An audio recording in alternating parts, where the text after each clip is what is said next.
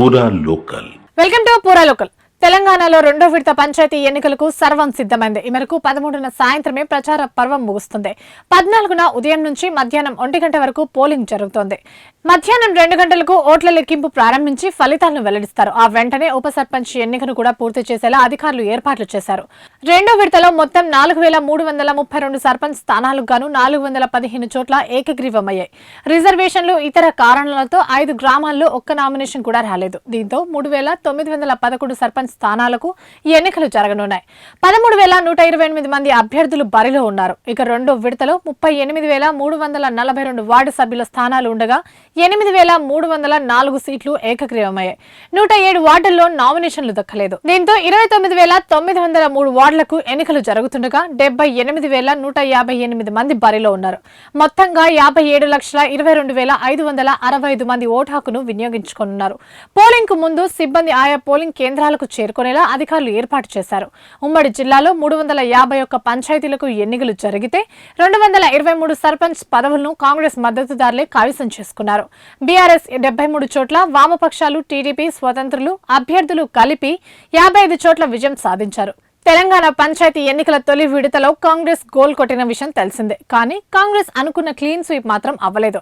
అనుకున్నంత స్థాయికి రాలేకపోయినా ఆ దరిదాపుల్లో ఉంది. కాంగ్రెస్ పార్టీ మద్దతుదారులు 2383 సర్పంచ్ స్థానాల్లో విజయ బేరిని మోగించారు. అయితే మొదటి విడతలో సాధించలేకపోయిన రీచ్ ని రెండో విడతలో సాధించాలని గట్టిగానే ఫిక్స్ అయింది. అందుకే అభ్యర్థులను ఉత్సాహపరిచి ప్రలోభాలకు తెరలేపారు. డబ్బులు, మందు, విందే కాదు, ఆడవాళ్లకు చీరలు, ఇంటి సామాన్లు, ఊర్లలో బడి, గుడి కట్టిస్తామని పెద్ద పెద్ద ఆఫర్లు ఇచ్చేస్తున్నారు. రెండో విడతలో 90% స్థానాలను కైవసం చేసుకోవడానికి శాయశక్తులా ప్రయత్నిస్తున్నారు. జూబ్లీహిల్స్ బైపోల్లో ఓడిపోయిన బీఆర్ఎస్ పార్టీకి పంచాయతీ పోరులో కూడా ఓటమి పరిచయమవుతుందని అందరూ అనుకున్నారు.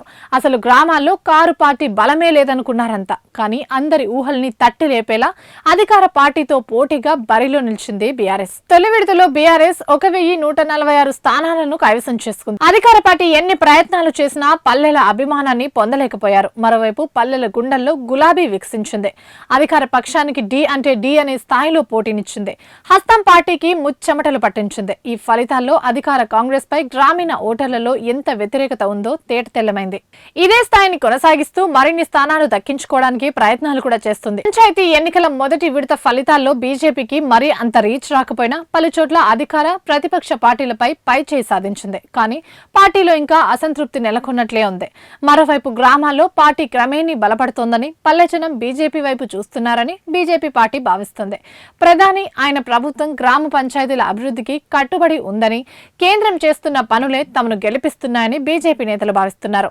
గ్రామాల్లో కొత్త రోడ్లు, వీధి దీపాలు, శ్మశాన వాటికలు, రైతు వేదికలు కేంద్రం చొరవతోనే వచ్చాయని గ్రౌండ్ లెవెల్లో టాక్. 2-3 విడతల్లో తాము పెట్టుకున్న టార్గెట్ ని రీచ్ అవ్వాలనే ఉద్దేశంతో బీజేపీ విశ్వ ప్రయత్నాలు చేస్తోంది. ఇవి ఇప్పటివరకు అప్డేట్స్. మరిన్ని అప్డేట్స్ కోసం చూస్తూనే ఉండండి పూరా లోకల్.